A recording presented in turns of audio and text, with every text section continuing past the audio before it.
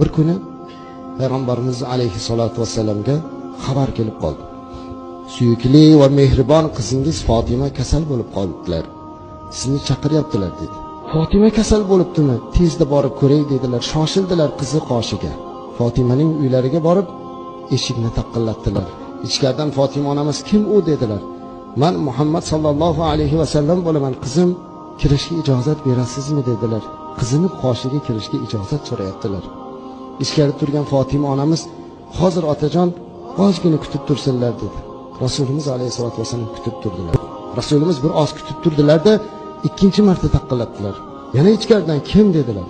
Men Rasululloh sallallohu alayhi vasallam bo'laman. Qizim sizni kasal deb ko'rgani kelgan edim. Ijozat bormi kirishga dedilar.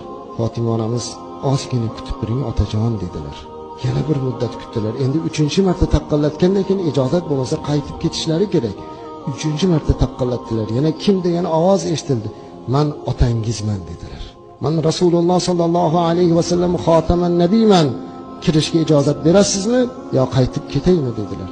Ichkaridan hech qanday gap so'z bo'lmadi-da, Fatima onamizni o'xtin yig'laganlari eshitildi. Hayratlangan Rasululloh, "Qizim, nima bo'ldi? Nega yig'layapsiz?" dedilar. "Otajon, ey Rasulim, sizni kutkizib qo'ydim, uzr so'rayman. Ustimga kiygani libosim bor-u, boshimga narsa topa olmasdan yig'layapman" dedi. "Sizni kirgiza olmayapman."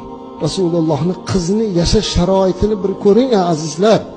Tasavvur qiling, butun dunyoda nurga to'ldirgan zotning qizlari uyda o'tirib ustilariga libos topib boshiga ro'mol topa olmayapti-ya. Rasulimiz, "Mayli qizim, ruxsat bering, men kiray" dedi. "Otangizman" dedilar. Ruxsat berdilar. Qizlari o'ranib yotibdilar. Ranglari sarg'ayib qopti. Boshlarini silab, "Ko'zimning qarosi qizim, kasal bo'ldingizmi? Ranglaringiz zafaron" dedilar. "Otajonim, qiblagohim, ey Rasulim sallallohu alayhi vasallam, siz meni Hazrati Aliga turmushga berganingizda Ali nimani olib kelsa yeng, olib kelmasa sabr qiling degan edingiz. Sabr qilib keldim, lekin bugun men yolg'onchi ona bo'lib qolishlikdan qo'rqib sizni chaqirdim, ey zoti va barakot. Nabiralaringiz qorni ochlikdan juda yig'lashga o'tdilar, chunki bir hafta bo'ldi non yo'q uyimizda" dedi. "Yemish yo'q. Ular yig'layotgandilar. Hozir bobangiz Rasululloh sollallohu alayhi vasallamga odam yuboraman, bizga ovqat olib keladilar" degandim. Ular xursand bo'lib uxlab qoldilar dedi. Qarasilar, nabiralari bir-birlarini quchoqlab shiringina bo'lib uxlab yotardilar. Rasulimizning muborak ko'zlariga yosh keldi. "Ey qizim, jonon qizim, ko'zimning qarosi qizim, bir hafta bo'ldimi non yemaganingizga?" "Ha shunday otajon. Mana bizga 15 kun bo'ldi nonni ta'mini esdan chiqarganimizga" dedilar. "Shukr" dedilar. Zot butun dunyoni berishlikka loyiq bo'lgan zotning oilasini ko'ring. Nega endi biz noshukr bo'lishligimiz kerak azizlar? Dasturxonimizga bir qaraylik-da, yashash sharoitimizga bir qaraylik-da, Rasulimizning qizlarini uylariga mehmon bo'laylik-da, xulosa chiqaraylik. Dod deb yig'lab Allohga shukr keltiraylik. Robbim nonni ta'mini esdan chiqaradigan holatga kelmadik, isrof qiladigan holatga keldik.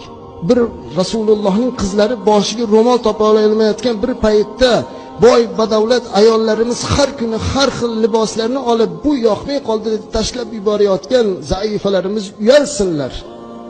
Eri har mavsumga modasiga muvofiq kiyim olib bermaganligi uchun erini tanqid qilayotgan ayollar yig'lasinlar. Uyiga borib otasiga, "Otajon, kuyovingiz meni boqa olmayapti, puli yo'q, noni yo'q" degan ayol boshini devorga urib yig'lasinki, Fatima qizlari shunda ham Rasulullohga shikoyat qilmadi, balki yolg'onchi bo'lib qolishlikdan qo'rqdi. Bu qanday razolatki azizlar, bu qanday qabohatki, ne'matni e'tirof qilishlikdan uzoqlashgan banda bo'lsak. Robbim bizlarni ne'matingni shukr qiluvchi bandalardan qilgin deb so'raylik.